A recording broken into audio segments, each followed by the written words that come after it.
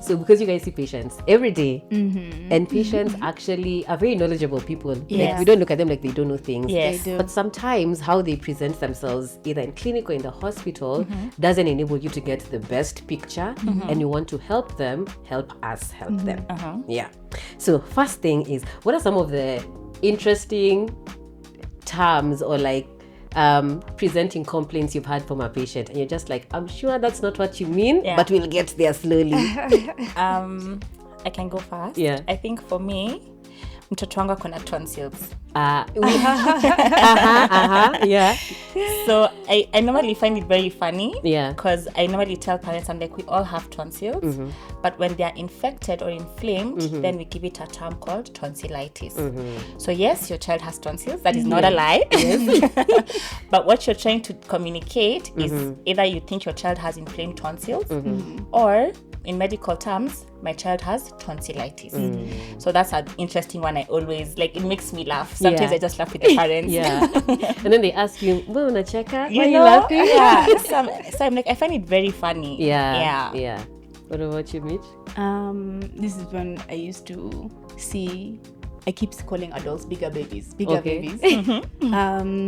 Naskia sijui aje. Help us help you. What is that? I'm like, okay. Tell me more. Tell me more. Because I understand, even me, I've been in that position where I'm feeling like, Yeah, you don't know. You don't know I don't even know what you're feeling. Yeah, but I wish you would describe to me what exactly it is that you're feeling. Yeah.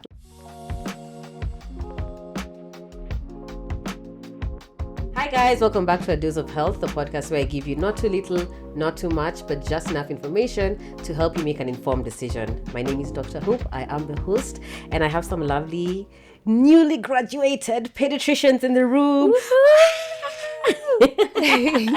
I'll allow them to introduce themselves however they please. You can start here. Oh, hi. My name is Mitch. I am a recently graduated pediatrician, and I love babies and I love my job. Oh. Hi everyone, my name is Marlene, but most people call me Merl. A newly graduated pediatrician by design and fun-loving human. Yeah. Ooh. So, wadaktari wa watoto. Yes. That's what we call them. How are you guys feeling today? They're feeling good. Yeah. Feeling excited. ecstatic. Okay. Yeah. For the I'm talking to adults for the first time. Oh, yeah. Right? Because most of the For the time I'm first talking time in, to babies. Yeah. This And week. their parents, of course. Yeah. Yeah. You know, I feel good. I'm happy to be here, actually. Yeah. Do you think that has changed your vocabulary, like talking to kids? To lot. some extent, To some extent, yes. Depending on who I'm talking to. If it's the tiny tots, of course you have that high-pitched. Nani? They're too small toddlers. ones. Oh, You know? okay. And the one between 2 and below. Yeah. Then the ones who start understanding your language, you're able to talk to them as if they're adults. Yeah, it builds your conversational skills. You know, you're so used to talking to adults. Yeah. And but talking to kids even just brings you down like a couple of notches, and I think it builds your skill set to be able to communicate to literally anybody in the room. Yeah. True. And then for the first time, I don't have my stickers because I normally have stickers to give babies. They always come in like, can I have a sticker? Do you have a kawaida stethoscope, or like you have it like No, mine is jammed decorated. Mine is decorated. I have like a small one. I think there's a turkey, there's a lion, and there's an elephant, and then there are 2 hats at the top. Oh, that's cute. Yeah. And then my key holder is a rhino. That is a light. So whenever I want to open their mouths, they look at the rhino, then they open their mouths. Oh, that's nice. That's creative. I use my work devices. I think I need to do better. Yeah. There's actually, and there's one person who's part of like your trio. We'll get to that later. Yeah. So there's supposed to be both so on TikTok. So there's this lady who develops the accessories. otoscope. Yes. Yeah. So like just accessories for like the medical devices to make them a bit more palatable for a child. For a child. Yeah. Because they get very anxious Yes. and nervous. They see this torch looking thing that's not really a torch. And you're saying, open your But you mouth know, for what? exactly. Yeah. Or even like this, they should have like cute spatulas even. That's true. Because you know, like the minute you bring out that spatula and they're just like, what's this person about to do? You know? And especially if they've had a bad experience before, Yes, you will yeah. fight. Yeah. Is that And really a good spatula experience? I don't think so, but like, you know, it's time to be innovative. Yeah, that's true. Creativity. Please, it must shine. The market is yours. So our karibu today, that was like a journey to Inside Out, just to feel where you're at Yeah. mentally, emotionally, and it's nice we're in a good place. Yeah. All right. So now I want to go to the doctor's seat. So I have a set of questions that I ask any doctor who Alright. comes onto the podcast, and I do the same for patients, so they Yeah. have their own set of questions.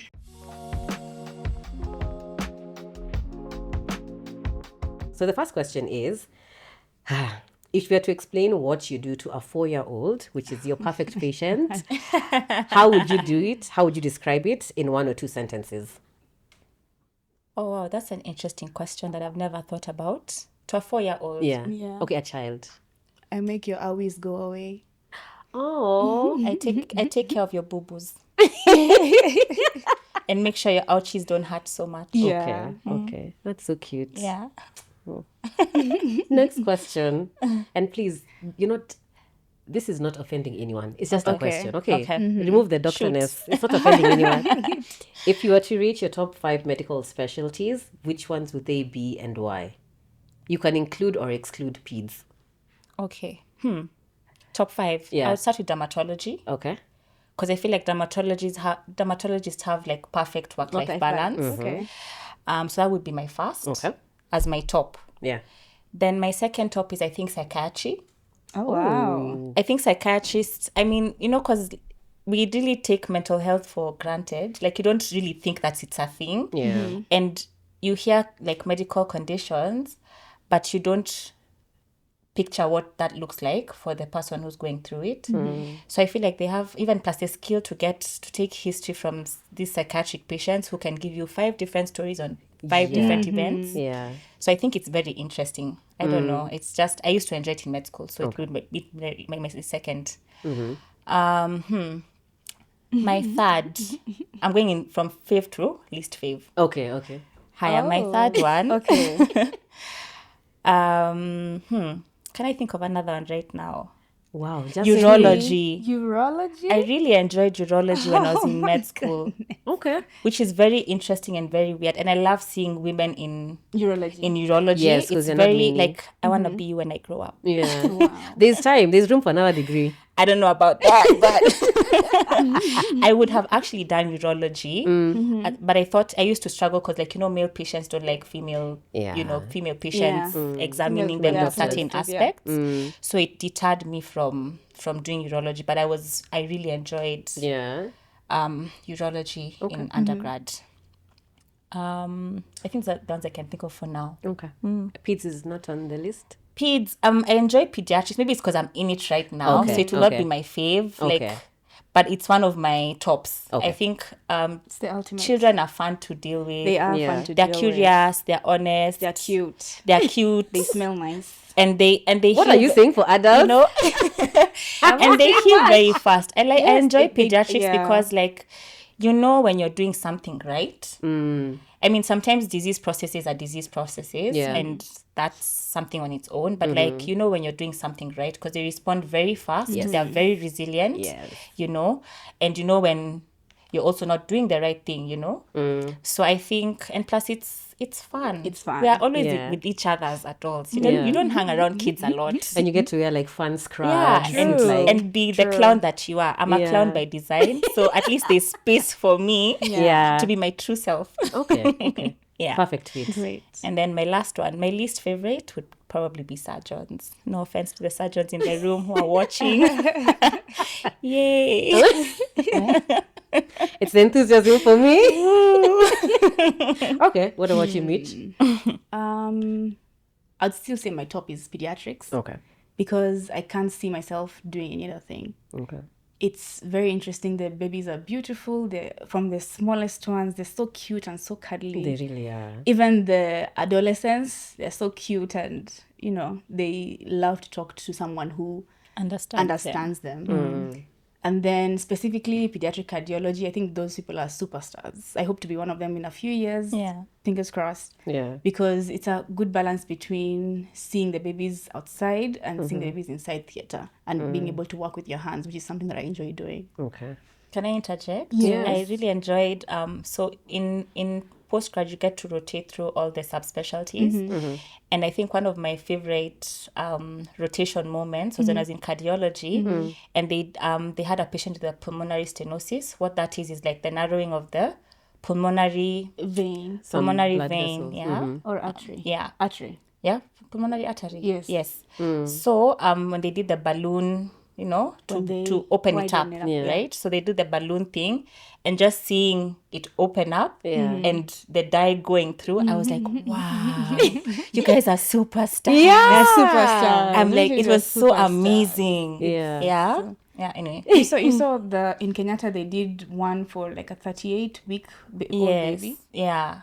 They had really high pressures, and then they intervened in our public hospital. So it's possible. Oh, it is. It really is. And then third is ophthalmology. Okay. I think that's a common one I'm hearing. Yes, ophthalmology. I recently had a full eye exam done by my friend, and it was so unbelievable. They're using all these fancy gadgets, and the eye exam was super extensive. Plus they make good money. You're able to see at the end of it, because imagine if you're to lose one sense, which one would it not be? Vision. Yes.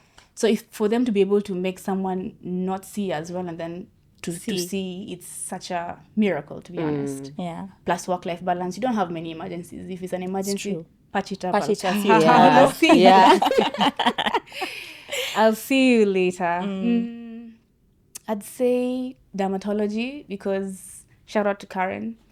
They have wonderful work-life balance. And their skin is always looking beautiful. Like now she's wearing Dada Abama, where is it? She's come back. Okay. No, and she runs in the mornings, she works out in the mornings, and then makes her money the rest of the day. Do you know, for the longest time, I was so sure this is not her. Like, I don't know if this is a clone. Yeah. Because she all of a sudden just became a marathon runner. I'm like, wait, what? Yeah. Wow. At what time? Yeah, I know, right? You're preparing to go at 8 o'clock for work. So if you're going to work at 8 o'clock across town, what time are you supposed to wake up? 6 o'clock? Yeah. Then 6 to 7, you get ready, because by 7 you have to be out on of the road. house. And with this Nairobi road. Yes. Maps tells you 20 minutes, but it's 1 hour. Yeah. Someone is just there. Morning run. I know. Slow start to the day. No, with a warm cup of coffee. When I grow up. When I grew up. She's excellent. Yeah. And I think, who else? I'd say those are two. Have I said 5? No, you said 4. Yeah, but that's fine. Yeah, I think, Or no, let's do what Madeleine did, which is your least my least enjoyed specialty, or the one you're just like, well. So I think physicians are great, but when I was doing my rotation in medicine in undergrad, I think the whole time I was just depressed. I was so sad, because how am I seeing your patient? We get along, a lot of camaraderie, high fives, whatnot. Tomorrow I don't see you. I'm told you're dead. In a day, maybe you can see 4 people who pass away. Yeah. Not because you couldn't save them, but because it's end of life. And that's sad. Maybe they came in too late. Maybe they are old. In peds, you rarely see that. Yeah. And then to add on that, our systems are not the best. Yeah. So we have a lot of, unfortunately, avoidable deaths. Yeah. Like if we only had oxygen, imagine it'd still be here. Physicians, superstars. Yeah. Superstars. And so smart. Very smart. So smart. Yeah. I know, very smart. Luckily, please, you don't need to like a challenge all the time. Sometimes just take the blood. We don't need to go from here to here to here. You know, they draw that thing. Oh, sijui, it was infection. Go down. Yeah. Do this, sijui what? Go. It's okay. That time the surgeon is just like HB. Okay, next question. Yeah. We've done that one. If you want a grant today, what are you fixing? Neonatal mortality. Oh, break it down Under for us. 5 mortality. Yes. Okay. Because for under 5 mortality, the babies who die, the second most common cause of under 5 mortality is neonatal mortality. Okay. And it's something that you've not been able to change in a long time. Because when you look at the KDHS, that's the Kenya Demographic and Health Survey, you're seeing it's just stagnating there. Yeah. So, and it's something very easy. It's equipping the hospitals with the right materials, the amount of people who are going to take care of those babies. It's something that can be done. Yeah, we even did like a proposal of a whole thing. It cost us, you know how many millions, how many billions? Sponsor me, guys. Maybe let me take you back. Yeah. Please define for us what a neonate or who a neonate is. So a neonate is someone who's under the age of 28 days. Yeah. Okay. Yeah. Okay. What about for you, Merlin? I think mine is pretty much the same, including like fixing like our referral system. That one. Our referral system is painful, you know, like you know what a patient needs. Yeah.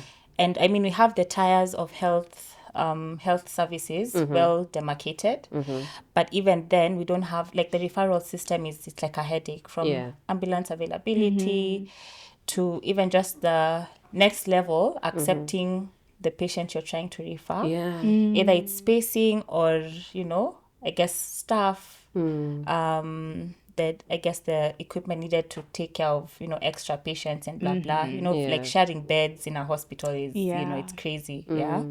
So I would look into, you know, referral system, even the emergency system. Like, you know, people who just die on the roads because there's no ambulance to get there in good time, you know. Our emergency response is wanting. Case in point, even like the flooding, you know, the floods that happened. I think that's where I would put my money, my grant money. Okay. Yeah, and also research. I think something else. And I've education. found- Exactly. That's what I was going to Education, say. yeah. Because so I had Dr. Washira, Dr. Benjamin Washira, and he's the emergency response champion in Kenya. Yeah. So he threw the question back to me because I asked him, okay, fine, like what available emergency services do we have? And then he said, we have ambulances, we have this, we have that. Then he threw it back to me. He said, what number do you know? That's a very good question. Yeah. A couple of years ago, I was driving around Nairobi on my way home, and there was an accident. Some lady had hit Nduthi, and so it was Nduthi and the passenger, and they were both on the road, right? And this is in Nairobi, Karen area, right? There was no ambulance. There was nothing that happened. It was just a bunch of Kenyans who I know their heart is in the right place. Yeah. But sometimes moving a trauma patient is actually more harm than leaving them untouched and trying to get them the help that they need. So I found like a huge crowd of people trying to move one of them who obviously had a head injury, you know, and now it was for me. And I'm like, I don't want to declare that I'm a medic just because of duty of care. Yeah. It sounds wrong, but the minute I touch that patient, their life is in my hands. Yeah. So being the good Samaritan that I am, I'm like, this needs an emergency, like an emergency response. And I'm like, I'm a whole doctor, And you don't know. but I don't have ambulance contacts, which is Not even on your phone, offhand. which is very like you can't call 900 or 911 or like, you know, 800 to 50. You know, we don't have a number where we can just be like, I call in and it serves Nairobi or like Nairobi County. It's like number 250 and just say which country, which area you're at. Dispatch, whatever. What's the word? Dispatch an ambulance and within 10-15 minutes or as fast as possible, they're there. Right? So it was me looking for numbers, trying to call. I called like 5 different ambulance services. It's a Sunday evening. All of them are like, just call this number. Okay. Call this number. Okay. Call this number. I was like, And did they ask you for money? No, they didn't ask for money. I just said, I'm like, I don't know who the people are, but there's been an accident at this and this place. One of the whatevers looks pretty injured. Are you able to come here within like 10 minutes? Yeah. It's like, it's an emergency, you know? Yeah. And I think it's very sad. Yeah, so I think it's good to know there are so many ambulance services. It's good to at least know just one number that you can call off head. And I think that would be a good start. Yeah, Who tell us? I know the one for Red Cross, 1199. Oh, 1199. Yeah. You know, in my head is 9911. You know? Hey, maybe it's the reverse. Maybe it's the reverse, by the way. I need to get it Before I better. cramp the wrong number. Yeah, before we put it down here. But now after he told me that, I've been trying now to at least learn. to learn and have one number in my head. Yeah. Yeah, so that you don't have that time Yeah. wasted because Yeah. that time wasted is so important. Yeah. Okay. Okay. Then the last question before we start now the actual conversation. What's one skill that you have that you think makes you a good doctor? Pat yourself a bit, kidogo on the back.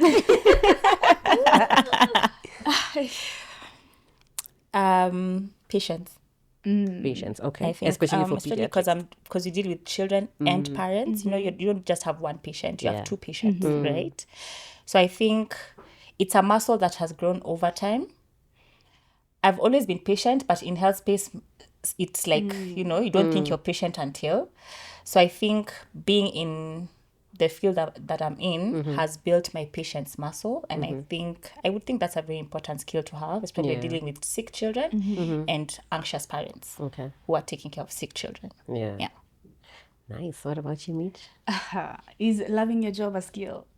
I think so, because it makes you show up the way As your best as self. your best self. Yeah, so showing up as my best self, putting myself in it every single time I'm with a parent.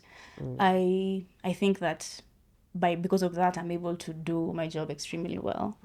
Plus It's a patience. nice one. Yeah. It's a good Marlene, one. do you love your job? I love my job so much.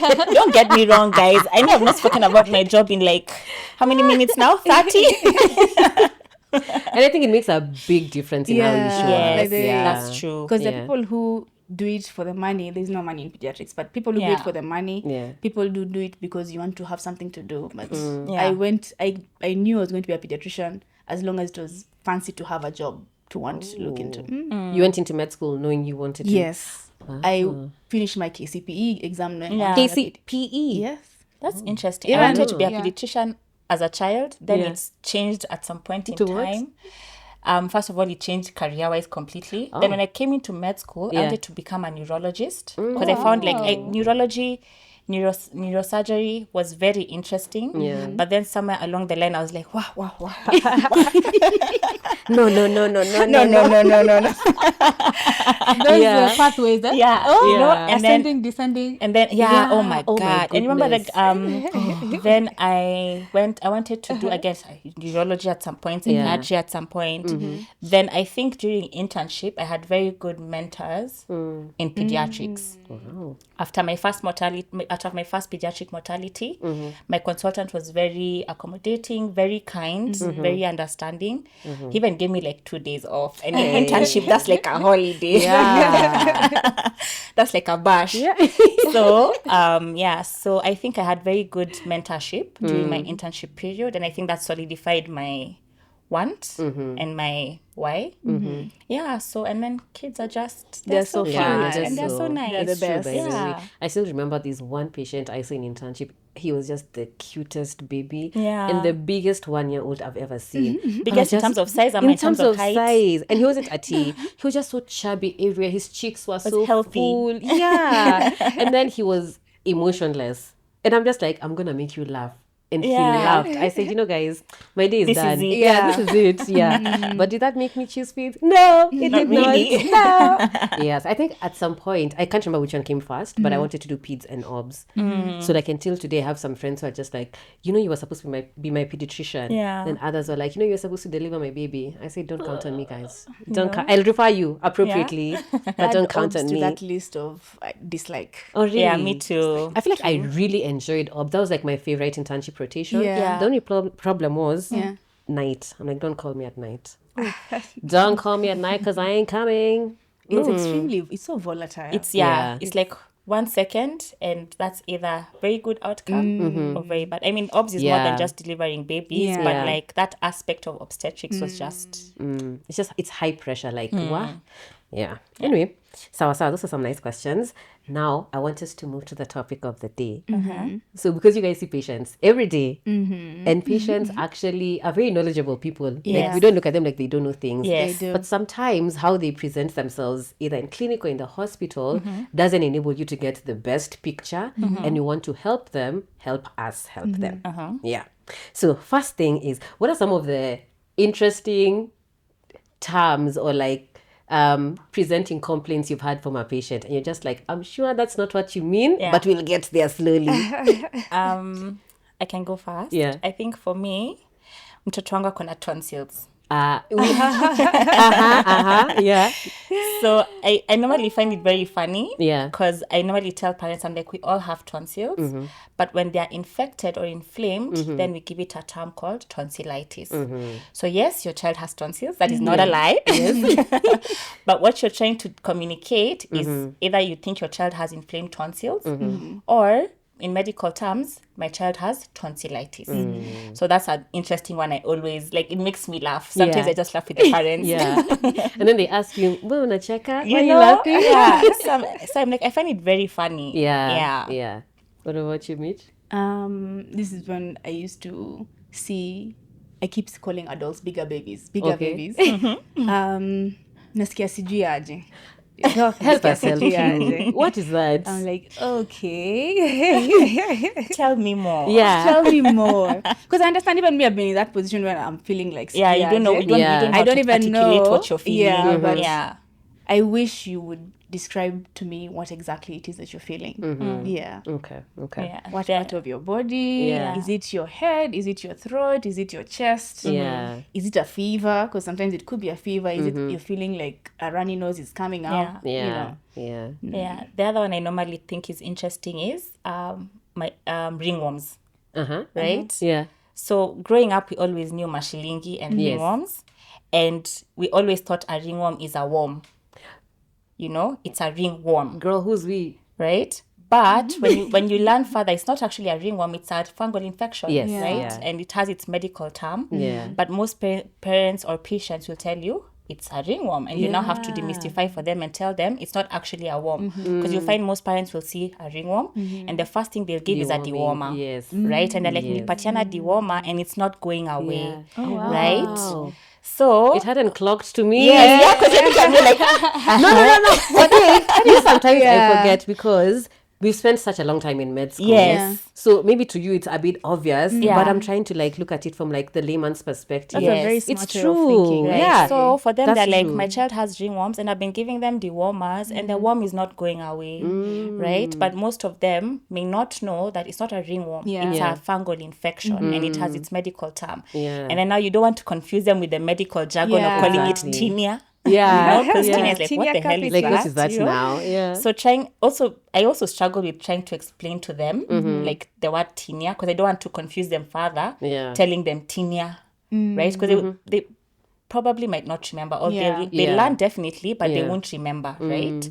So trying to explain the fungal infection and without using the word tinea can sometimes be, it's a fine line, you know? Yeah, so it's very interesting. And just telling them, it's a ringworm. I mean, it's a fungal infection. That's why the dewormer is not working, right?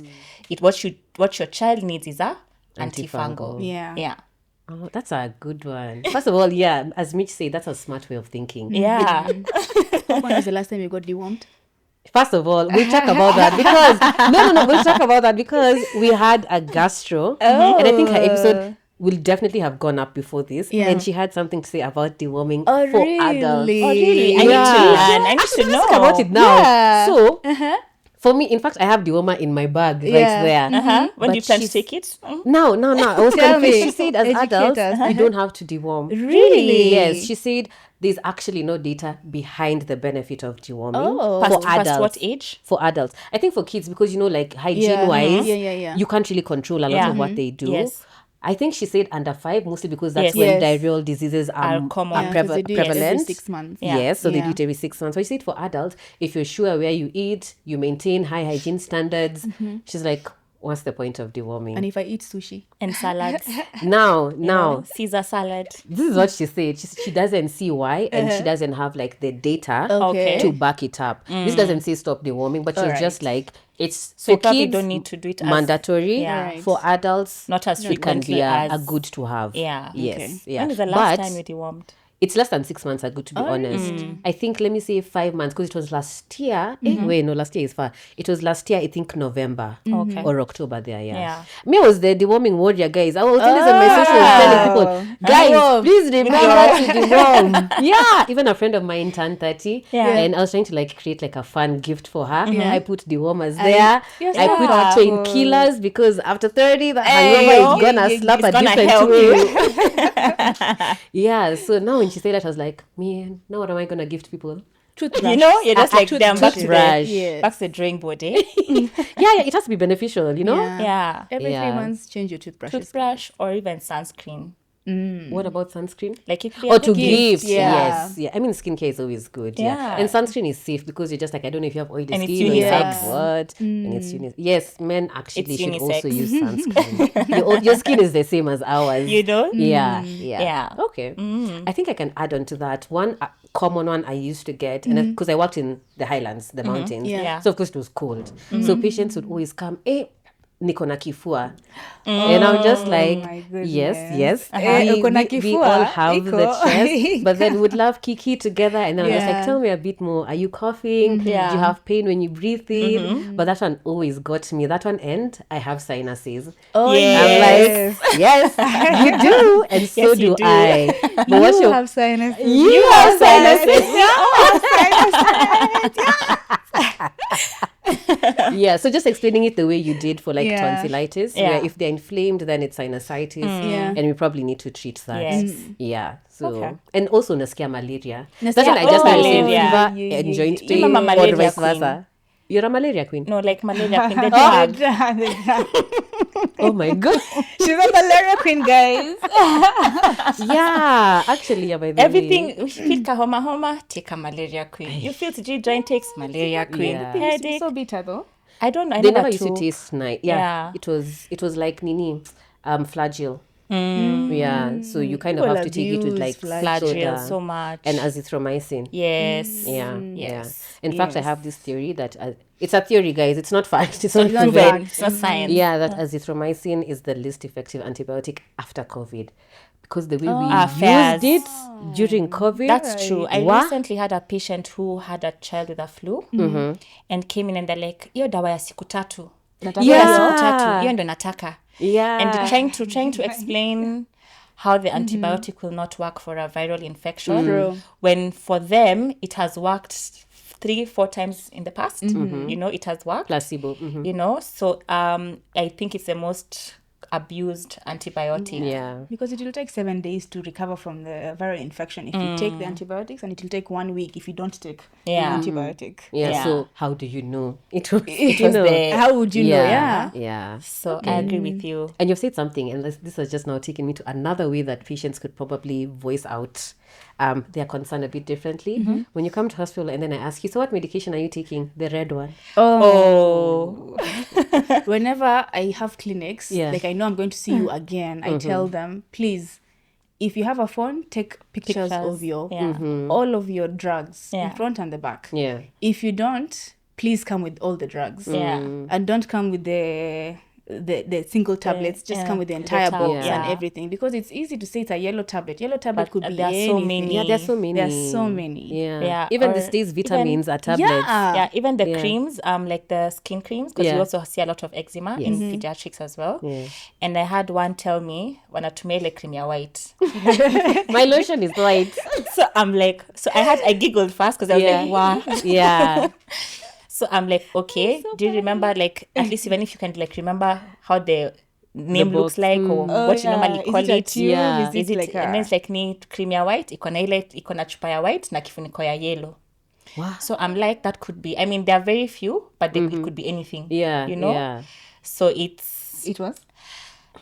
your doctor is not a magician. You know, they know so many drugs. Yeah. You know, there are so many drugs which look alike, and it's very easy for also your doctor to get your drugs wrong, right? That's true. From colors or shapes Yeah. or sizes, Yeah. you know. And sometimes even just the dose. Maybe because you're just seeing many patients, and sometimes also like guidelines have been updated, Yes. things have changed. And I think I saw this TikToker. He's a TikToker. Anyway, he's a pharmacist. Yeah. And his whole TikTok is about why pharmacists are important.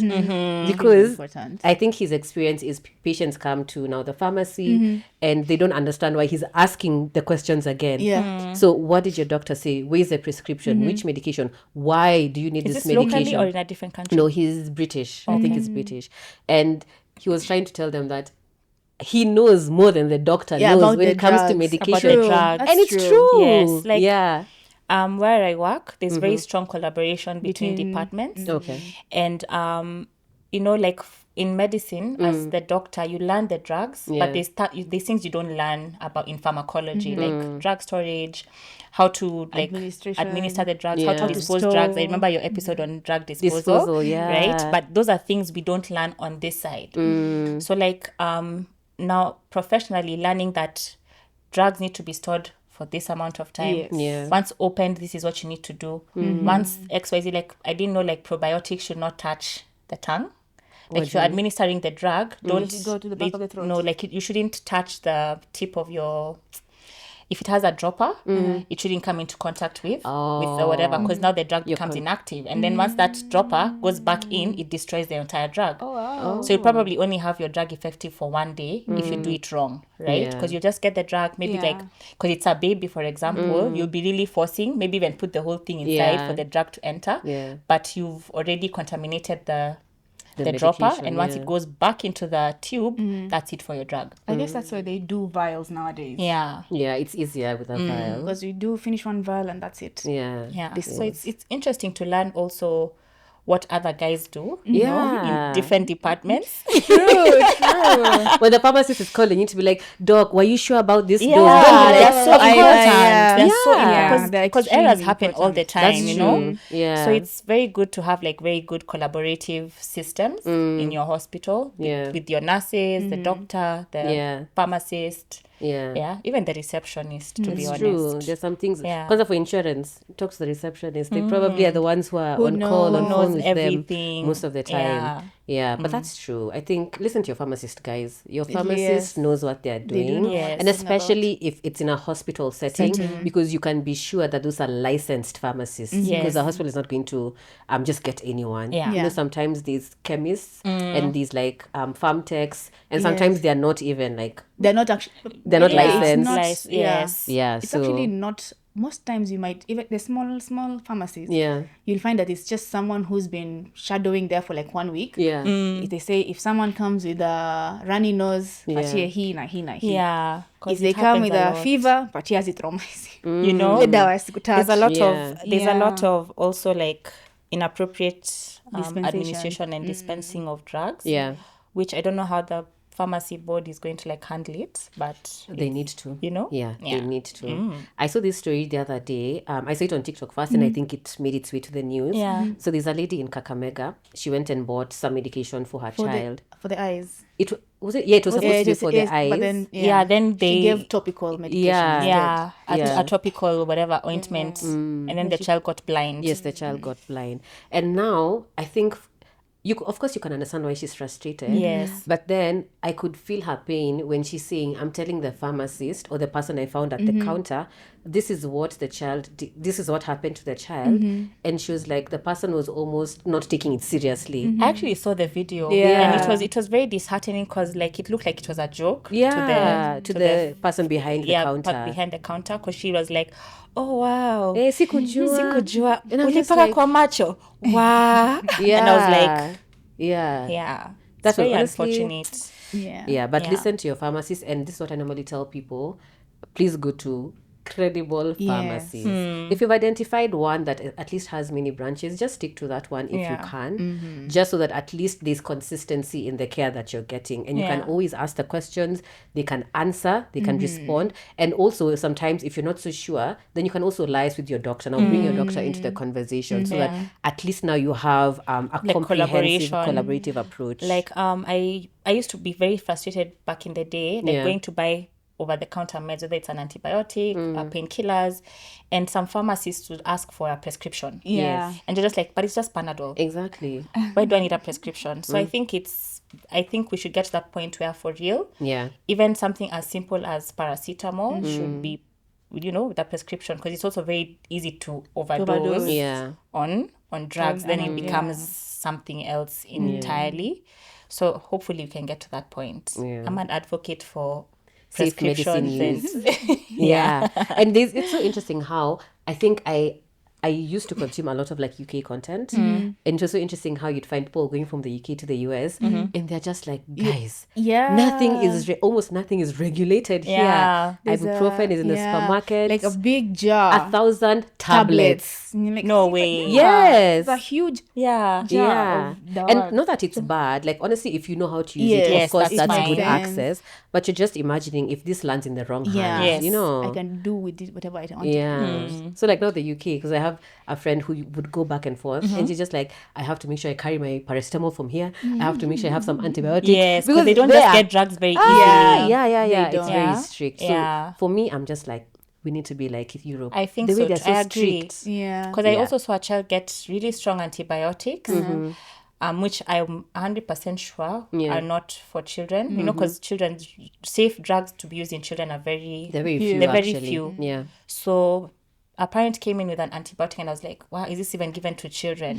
First of all, the drug itself. Yeah. Then number two, the dose was quite high for a pediatric patient. Yeah. So I got very concerned, and I was like, we really need to get to the point where, for real, if you're going to a chemist or a pharmacy, or, you know, like a prescription genuinely from a doctor is very, very important to have, you know? Yeah. And I feel like for kids, because it's so simple, if your doctor or your pharmacist is not asking the weight of your child, please, There's a problem. Kids, it's always by weight. Yeah. Until what Run age, by away. the way? Run away. Run away. Never ask the weight of your child. Yeah. You need to ask the weight, because that's what we use to actually get the doses. Yeah. Okay. Now, I think we've talked about some of the funny things that we hear. What about some of the things that maybe you were almost there, but it's not clear? So for instance, let me give an example. There's sometimes someone may come and be like, I have lower limb pain. First of all, if they Or say lower limb, I have I'm abdominal like, are you a doctor? are you a doctor? Doctor here. Lower limb. Yeah, because I feel like sometimes their patients are becoming more aware, and we love that. They're becoming more educated in health, like terminologies. Yeah. I think what I'm trying to say is we're not really looking at the jargon that you have. Yeah. Like sometimes just break it down. My stomach is hurting here. It hurts this number of times a day. Yeah. It hurts when I do this. So how do you kind of like soften that conversation with your patients just to make sure you get the full picture? Especially because I know you see kids, so kids is a bit... Yeah. So I sometimes just request the parents to dumb it down for me. Okay. Right? Because sometimes, as you said, people are well read. They have access to information. So they'll read tonsillitis, meningitis, you know, they'll read all these things and come and tell you the big medical words. But probably that's not what they're trying to say. Yeah. So sometimes I tell them, just tell me exactly what it is, either the child is experiencing or what it is you've seen, you know, so that it also even keeps you from being biased. You know, sometimes you can find yourself going into one diagnosis because, you know, it's either like they're you've led using me the words, there. or they've Googled the symptoms. Yeah. So sometimes I actually just tell them, I also don't know, just dumb it down for me and say it as simply as you can. And sometimes it helps. Yeah. Okay. Also describing how it started. Show me, point with your finger. Where is the pain? So they'll say lower limb pain. That's quite vast. So point to me where the pain actually is, and they'll point either to the knee or to the tummy, or they say I have a tummy ache. For the children who understand, I ask them, please point exactly where it is that you feel pain, because different sites in the tummy area signify different diagnoses. Things. Yeah. So if it's up here, they point up here. Sometimes if it's around the umbilicus, Navel. The belly button. The belly button area, or if it's on the right side or left side, you just know. Or if it's here, pointing really helps, and telling them where exactly did it start. Yeah, even for headaches, like for an older child, you know, they can be like, oh, I got a headache, and you can ask them, can you tell me where you feel the head hurting? So they'd either point for you here, or they'll point for you here, or if it's like vague, then they just some of them just rub their heads, you know. So and all of those can mean different things. Can mean different things. Yeah. Okay. Now, apart from the location, what other things should patients tell us in regards to their symptoms? Duration. The duration, how long? So because sometimes patients will be like juicy too, Yeah. and for them juicy to different people means different It things. could be last year. Juicy could be yesterday. Yeah. Juicy could be last week, last month, 2 years ago. Yeah. So when you say juicy, it's very vague, and it can change your thinking, because is it acute and chronic, you know, because now that's what's going on in your mind, you know. So what is juicy? Give me a time frame. That juicy too reminds me, there's a patient I was talking to, asked them, do you smoke? They said, no, I don't smoke. Of course, if you go with that, you're like, this patient does not smoke. So I told him, when did you stop smoking? Some juicy too. He stopped smoking 2 days ago. Oh. Imagine if I would have, maybe if he was planned for surgery and he stopped smoking 2 days ago, then we have to think about how are we going to change his management with regard to the smoking history. Or even my diagnosis is going to change, because this person maybe has been smoking for the last 5 years and he said he stopped 2 days ago and he's coming with a cough. So I stopped thinking about an acute infection. I started thinking about something else. Yeah, and I don't know if we learned, I think we did, how we're told, try and avoid open-ended questions. Yes.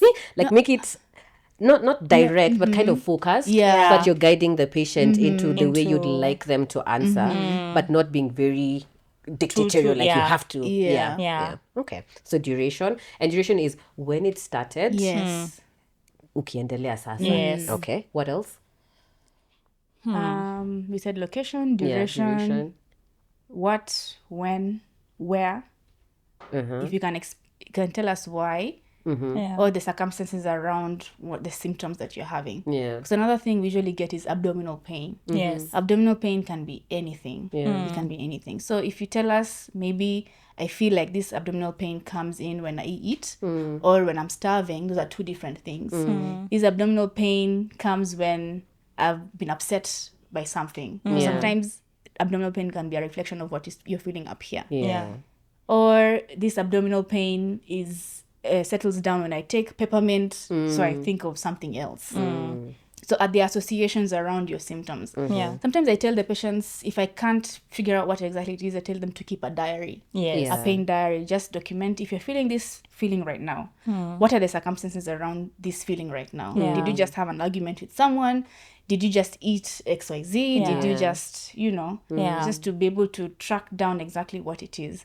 So if you can, I know the doctor will be like, whoa, but it's for your own good. So that you save time and even money for the consultation. Because then you look like you know what it is that you're dealing with. And also like you're giving a lot of information, relevant information in one conversation. Give us everything and then we will see what don't decipher. We'll decipher what it is that you're trying to tell us. That's true. And I think just to add on to that, sometimes people can write only the problems. Also write the relieving factors, like what makes it better. What makes it better. Okay. So I think that for us we used to call them exacerbating and relieving factors. What else? Timing, the site. What else? If you're on any other medication as well. Oh, yes. That's another one. I feel like you have to phrase that question properly. Yes. Yeah. We ask, are you on it? Because sometimes you ask them, are you sick? Are you being treated for anything else? They say no. That is a very specific question, by the way. Let me see how we usually ask. Because sometimes I think I've seen it. You ask them, so do you have any other condition? Do you have any other illness? And they'll say no. No, because the hypertension is management is on management. The diabetes is on management. So they don't feel it as an illness, which it isn't if it's very well controlled. But now if you don't ask what medication are you on, they'll not tell you. And it's important, but it's very important for you to tell your doctor what other drugs that you're taking, because if I'm going to prescribe something else, I need to know how is it going to interact with these ones. Maybe your side effects, you're experiencing side effects and I don't know what it is that you're taking, so I wouldn't know I need to take this one away. Or even drug interactions. Please talk about that, because I don't think people understand that drugs interact. Basically a drug interaction is like when you put sugar in tea, the sugar and the tea zimeingiana, you know? And now they've now, it was like a bland drink, and now the tea tastes better, right? So medically, a drug interaction is like if you take give me a drug. Panadol. If you take maybe anti-TVs and antiretrovirals. Yeah, so like if you take one drug, it may either enhance or inhibit the way the other drug works. So if you're taking two drugs that have high risk of interacting with each other, then that means you either need to increase the dose or lower the dose so that you don't get adverse events or rather enhanced side effects from the drug that you're taking. Because there are drugs that if they're over enhanced, then the risk of side effects are higher. And then there are drugs if they work less, then you don't get the therapeutic, the treatment effect of the drug that you're trying to, of the drugs. And sometimes, multiple drugs are necessary, right? And again, it's a benefit versus risk, right? So if you really need to take two medications that interact, then we see how best to achieve what you're trying to achieve while taking the two medications without cancelling out the other, That's why you need to speak to your pharmacist because they're the ones who understand these things so well. They learned a lot about them, and when it comes to safe medicine use, they are the pros. So whether asked or not, if you're like on any long-term meds, it's good to say, okay, I've come for XYZ, whether it's a pharmacy or even in the hospital, and I'm taking antacids or I'm taking antibiotics. Is there a risk if I add on any other medications, and what are the risks attached, right? And what are my risks, Let's add to that list. Plus supplements, plus any herbal medication. Because and my chagrin. Herbal medicine. No, detoxification. Those ones, because now the thing that is almost going to suffer is your liver. All drugs are metabolized in the liver. They have to pass by the liver. So we're not asking these questions just for fun, just because you want to, to just know. There's actually a very important reason why we ask them, and it's for your own benefit. Okay, there's for something babies, for babies, you see now the herbal medication we talk about. For babies? Yes. So, those traditional practices. So baby is reaching an age where they're teething. Yes. So someone in the family decides that they need help with herbal medication and teething. So they scrub something on their teeth. And then now you come in, baby's in full-blown liver failure. You're trying to ask, we don't know the cause. Because if we know the cause, we're able to treat that underlying cause. And then we hopefully come out of that liver failure. But if you don't tell us, if you're not honest with us, because we're not here to judge you. We're here to help. So if you don't tell us exactly what it is you're taking, whether it is you enjoy your 420, whether it is that you enjoy your sip of alcohol. How demure, your 420. Tell us. Actually, I'm not the police. That's true. Let me throw it back to you We can't guys. tell anyone. So there's all the knowledge you have. And then there's community. We're an African society, which is strongly based on culture and cultural practices. And how do you teach your patients without disregarding their culture? Because I've had patients come to me with the same thing, right? And they're like, plastic teeth. This is what they normally do. And they've probably been doing them for years, right? So there's already what you know, but then there's culture, cultural influence. So how do you counsel your patients and educate your patients without completely disregarding their culture? I think because this is things they've probably been doing for generations. And for them, they felt like it worked, right? And now you're coming to tell them in 2026 that what you're doing is wrong, So how do you you're actually talking to the communication expert. I think the answer is in your question. You don't disregard, you acknowledge their culture. Their culture is not bad. It's their way of life, their way of practice. But tell them now, because of this is why we are having this problem. From a medical standpoint, this is how we treat this problem, because now it's an infection, right? So what we are doing is treating the infection. But to answer the question, where did the infection come from? It came from this. It doesn't mean that culture is bad. It just means in this scenario, it has led to, the cultural XYZ. Practice has led to XYZ that we need to treat. So because I'm sure cutting the uvula, and have then you had yours cut? No, mine is very intact. But I think honestly, because I had patients as recently as 2 weeks ago talking about how they want their child's uvula to be cut. And it's there's the cultural aspect, and probably that's what they've been doing for years on end, centuries, whatever. And then there's now what we know, in terms of evidence, science, complications, So trying to tie the two and reassure them that the uvula is not causing any Functional, harm, yeah. you know. Yeah. Just don't touch it. Don't fix what's not broken, you know, Yeah. in a polite manner, right? Yeah. I think it's there. It's you have to be empathetic. Yeah. Yes. Of course, because the child has presented when they're ill. That's for the case of the teething. the down. teething, yeah. And then number 2, I think you also have to just be very transparent and just say that for you as a doctor, how you are trained is on evidence-based science. So you can only speak on that because you have evidence to back it up.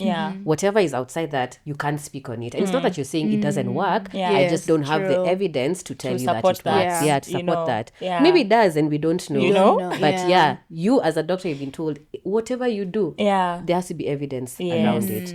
So I think transparency is very important. Be empathetic, and then also at the same time, now for the patient who is not sick, like they're just thinking of like cutting the uvula, I feel like find out why, like apart from culture, find out why, and then also tell them like no, the function of this particular organ, you know. So it's try and be as relevant as possible to their situation. Right. But we had a oncologist, a gynecological oncologist, and she said that she needs more doctors to actually speak to or go for training courses on social behavioral science. Because it's like we don't really know how to integrate ourselves into someone's current reality. You know? It's very easy to get carried away in like day-to-day professional happenings. And it can also disconnect you from the realities on the ground, you know, because you're like, you have all this knowledge, you have all this experience, and all of it is valid. That's true. But then kuna kwa ground. It's true. You know, kwa ground, you're like, what can be done, you know? That's true. And I remember I used to tell my patients, especially now in Karatina, because they're farmers. And many of them eat what they grow. So you hear telling them, change your diet. Or even you know, using firewood. Telling them, don't use firewood. Okay. So now. Give me a solution. Give a solution. I think we really need to understand the social determinants of health. And the fact that you're changing one, this one still influences the other one. So you can't just turn one stone and then the rest are still unturned. Put that on a banner. Okay, I think we'll wrap it up just a bit. But you said something about 420, and I remembered, you see anesthesia. What is 420? Marijuana. Okay. Marijuana, marijuana substances, drugs, etc. And there's this running joke that your anesthesiologist will always know if you consume or partake in drugs or if you don't. So don't lie to them. Don't lie. Especially your anesthesiologist for your safety.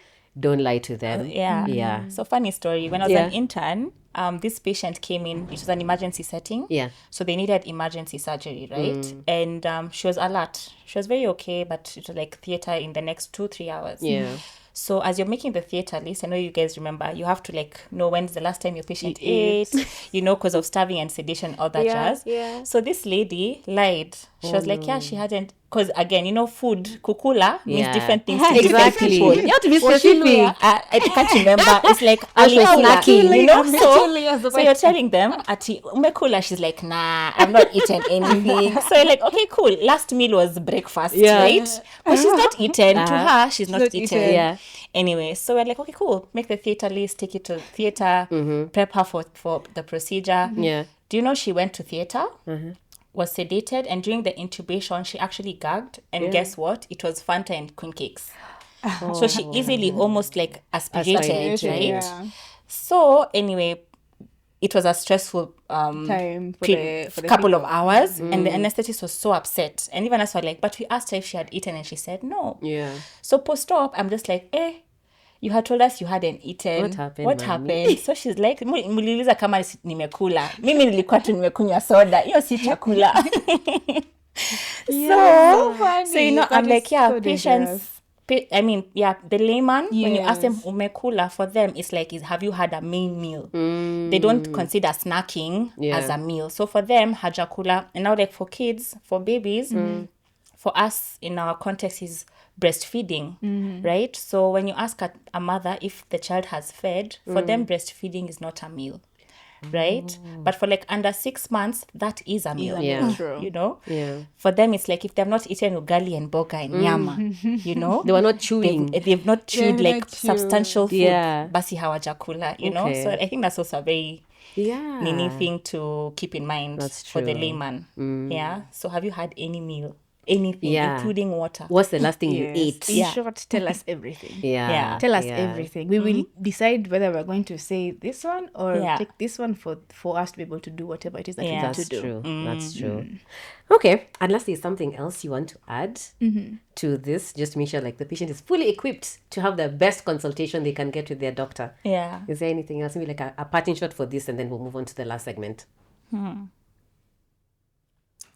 Can't think of any for now. Okay. Yeah. What about you? Okay, psychiatric symptoms are also symptoms. So don't forget about that. Because Elaborate. most of the times we focus on our physical well-being, but then maybe whatever is happening up here is actually what is causing the symptoms. Yeah. So maybe you come in, I find your BP is extremely high, your pulse rate is extremely high. So we start looking for things. Is it a pheochromocytoma? Does she have stenosis of... Are her kidneys working well? Yeah. But it's maybe you had a job interview today and it didn't go well. Yeah. Maybe you're actually an anxious person. Yeah. And you're not even diagnosed. So be extremely open. Not just how you're feeling physically, emotionally, mentally. Tell your doctor. Yeah. And even in like in the pediatric setting, like when you're dealing with like adolescents, and they'll have like stomach aches and chest pain, whole time it's like anxiety, panic attack, it's also good to keep that. I mean, always look for the big things first. Like don't disregard the symptom, but don't forget that for an adolescent, they're going through so many changes. It's anxiety. They've probably broken up with a boyfriend in class. Akakevo somewhere. Akakevo somewhere. Do you have kevos nowadays? I don't know. Akajaden. And Akakyle, Jabali. There's a content creator who actually said, but the guys, we need to become more creative with names. We can't have 10 Jadens in class. Jaden, Braden, Jaden, Braden.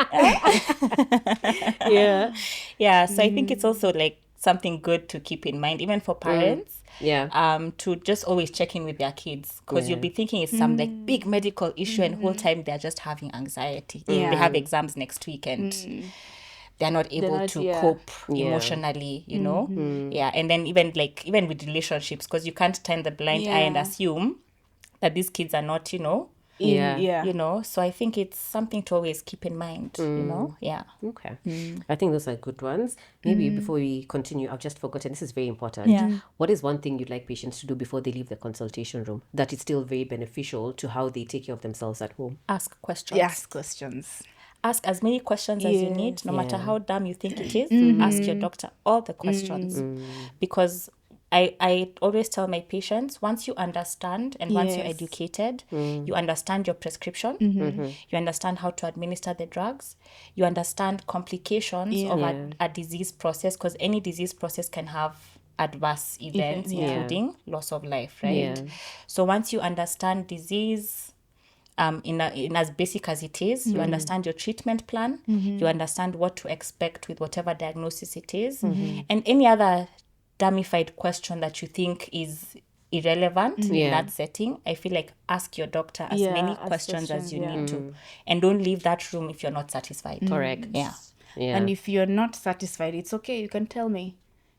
Maybe our personalities are different and you didn't feel like you're extremely comfortable talking to me about something. I can always call someone else, because there's someone else to talk to, and because at the end of the day, your health is important. Because if you didn't feel like I satisfied your needs at that point in time, it's okay to ask for someone else for a second opinion. Seek a second opinion. And if you're seeking a second opinion, please tell that person that this is a second opinion I'm seeking, because then I'll be able to widen my scope and see what it is that maybe this other person didn't get. I think those are really good ones. And I think also lastly, and especially if there is a follow-up, please always ask, so when am I coming back? When is the next appointment? And please come back for your appointment. Please come back. Please come. It's important for the kids. Because kids are very resilient. So they can be okay tomorrow. But please come back for your appointment. So I think following up, like if your doctor tells you, I would love to see you in 24 hours, I would like to see you in 48 hours. I know for sometimes it feels like an inconvenience, because for a parent is taking time off work, off their busy schedule. There's a meeting they have to, there's that meeting they can't push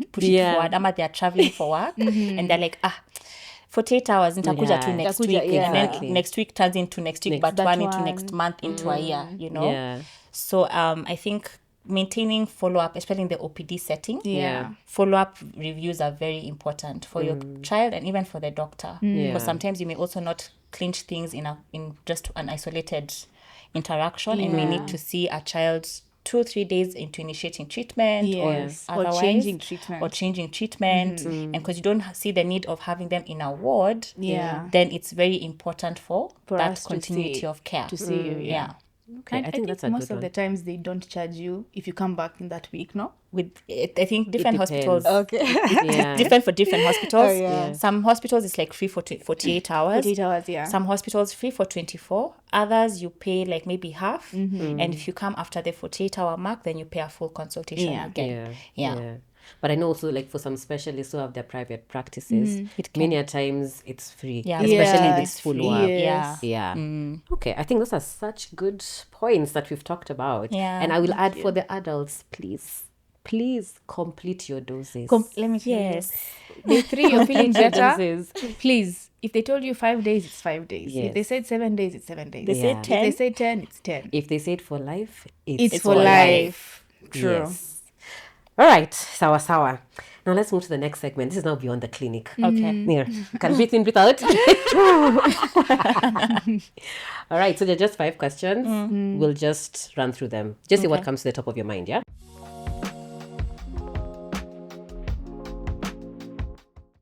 So the first question is, if you had to text one simple actionable health tip to all your patients right now, what would it be? Hey. It could be your patients, the babies, or the parents. The parents. Because you If you could text, one simple actionable health tip. Change your pillowcases, change your duvets. Okay. Because we rarely air out the duvets. We usually recommend every 1 week, air out your duvets. Okay. Because sometimes you find that, my baby has, we get runny nose. Every time she goes home, she coughs. How many times do you change your pillowcase? Once every 2 weeks. Okay. that's a good one. Does she sleep with stuffed toys next to her? Yes. Yes. How often do you wash stuffed toys? Most of the times, hardly ever. Yeah. Yeah, so wash your stuffed toys, change your pillowcases, air out your duvets and wash them. Okay. Yeah. Okay. You've That's a said good one. stuffed toys, and I've just remembered Punch. Do you guys know Punch, the monkey? Oh, that's I don't know who Punch is. No. Oh, he's a monkey in a zoo in Japan who Yeah. apparently has been ostracized yeah. by The the rest mother of the didn't want community. him. So he has like a support stuffed animal. Toy Yeah. monkey. And that thing is filthy. Yes. But he walks around, drags it everywhere. Yeah. It's so cute. Okay. Yeah. Even for adults, do the same. Yeah. Air out your duvets. Yeah. That's a good one. I wouldn't have thought of that. Yeah. Even me. Yeah, it's Yeah. like, Tumesurvive, I mean. not even that, like you don't think to give that as advice, Yeah. you know? Yeah. It's not the first thing that you'll sooner tell them to change the toothbrush Yes. Yes. than Which they change their- should. which they should. Yeah. Which is what I would say. Okay. How Yeah. often? Or should we ask the dentist? How often? It's like Do they say 3 months? 3 months? And then I think after I could be wrong. We after could you've ask had the dentist, though. Yeah. Yeah. a sore throat that is bacterial, change it within 72 hours of your antibiotic course.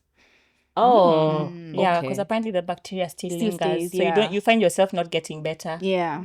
Okay. So if you started antibiotics day 3 out of day 7, change that toothbrush. Okay. Wow. Good to know. Next, you're satisfied with your answer? Yes, I Okay, think for so- now, yes. Next take question. backs. What's the first thing you do for yourself in the morning or the last thing you do in the evening that's just for your sanity? I listen to music. Okay. Now, right now, I'm really into this song called Ndio. I don't know is it Rebecca someone? It's just, I'm sure she's tired of singing that song. Every morning she's like, again? Again? I like music. I Okay. really, Yeah. because when you don't talk a lot when you live in the house alone. Yeah. Yeah. It's rare. It's- Now yeah. I've told everybody about my business. Now they know. Oh, so she's single. Oh, she's not. She's not. No. Yes, music. I listen to a lot of music. I think same thing. I listen to lots of music, but the first thing I do in the morning, I try and avoid my phone. Because the minute you touch your phone, there's work emails, there's that WhatsApp message. Like, it's very overstimulating. And it's 7 o'clock and you start thinking about all the things you have to do today. Yeah. And it starts to get overwhelming. So I'm just like, for that 10-15 minutes of pure bliss, let me assume that nothing exists and it's just me. First of all, I find WhatsApp extremely overstimulating. Yeah. Oh, yeah. Really? Yeah. Just archive everyone you don't want to see. Yeah. That will be everyone. Oh. Yeah. And then the last thing I do is just take a nice hot shower at the end of the day. Nice. Like, I'm like, okay, it helps me wash away the day. So I'm like, let me forget about all the patients I saw today and all the problems I've absorbed and all the times I felt helpless for 1 or 2 reasons and just loosen up and now embrace being in my space. Okay. Yeah. I like that. I like that. Next question. Is there a moment where you felt the body was so wild for doing that? Like, it's a crazy. Yeah. Like, umefanya hivyo how and for what reason?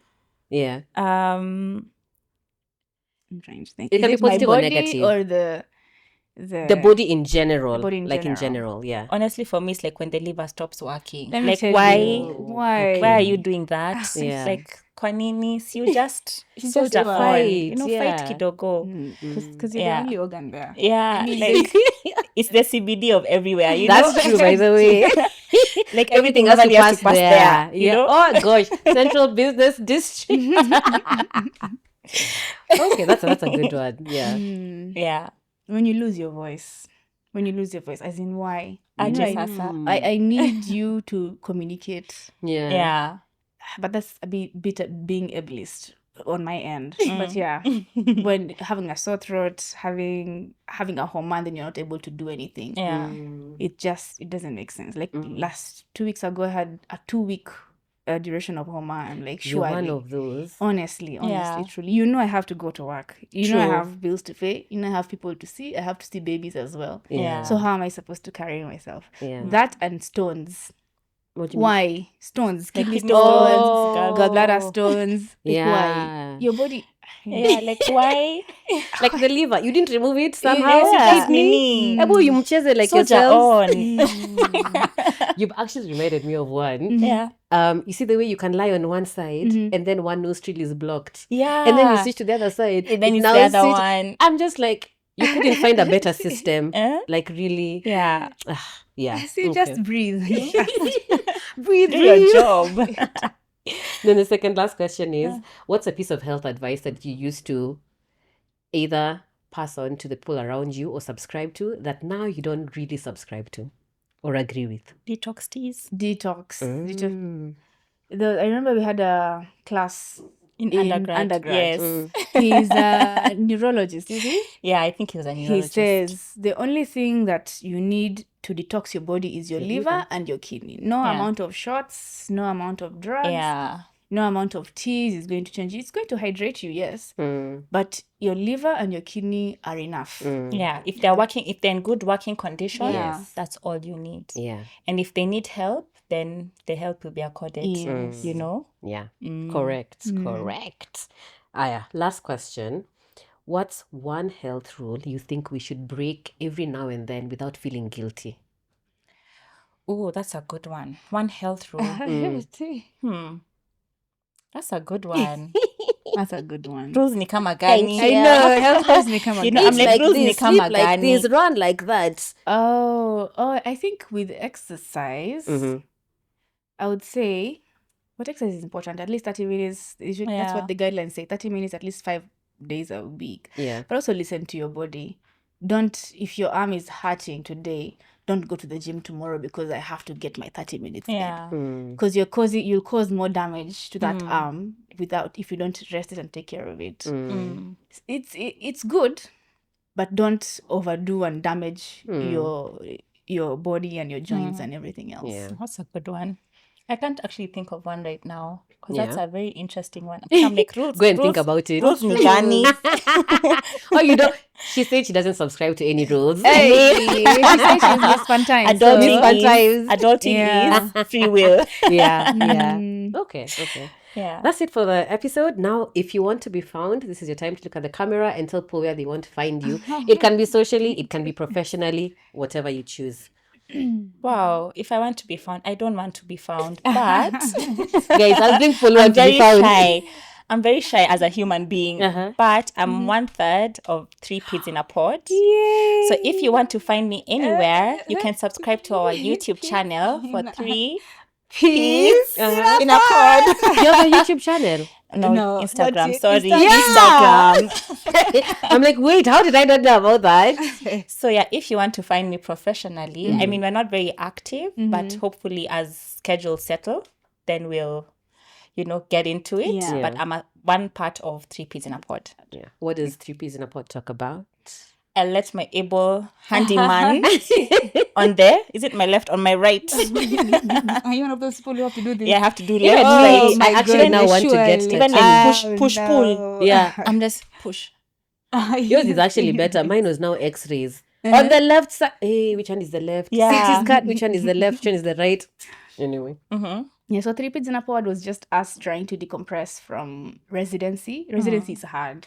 Difficult. It's very hard. So we're just trying to channel our joy, just to try and be more Even our creative. struggle. Our struggles. Yeah. It was really nice. Even at the end of it, you'd see us be feeling very excited about finishing the entire thing. Yeah. We're trying to see how we can segue and make it into something else. Yeah. Yeah, but We're join still us learning. We're to still 3 learning. Pids in a Pod. Yeah. Yeah. Are you still 3? Nowadays I see you introduce very many pediatricians. Oh yeah, Oh, it's no, growing. those are our Yeah. classmates. Yeah. Those are our Those are classmates. our Yeah. homies Yeah. in the program. Soon you'll have a whole community of True. pediatricians. Yes. And that would be so cute. Yeah. Okay. And there's Subscribe. one member in absentia. Yes, She's called Dr. Nisola. So shout out to you, Nisola. Yeah. All right. Then Social media, do you want to be found? me, because and other outlets is social media. I usually do a lot of perfume content on my page. That's at Mitch OP. That's at We'll put it. MITCH Don't worry. _OP. And then something I'm trying to get into, Synapsis Africa. It's an app Oh, for yeah. doctors, so you can check it out. You also put the handle here. You can't just say an app for doctors. Yeah, Tell us. what- No, by the way, this is one thing. And I know like the episode has been long, but it's okay. Yeah. If you've gotten here, you're a real one. Yeah. As doctors, we need Don't to learn market how ourselves. to pitch Okay, ourselves, yeah. you know? Put yourself out elevator there. pitch. Yay, elevator pitch. You have 5 5 seconds. So Synapsis Africa is a collaborative space for doctors where you can also organize your work at work. It's extremely detailed. So we have forums for doctors to talk about their patients. It's a secure forum. And then we're also talking about organizing your work, because most of the times we just have everything everywhere all at once.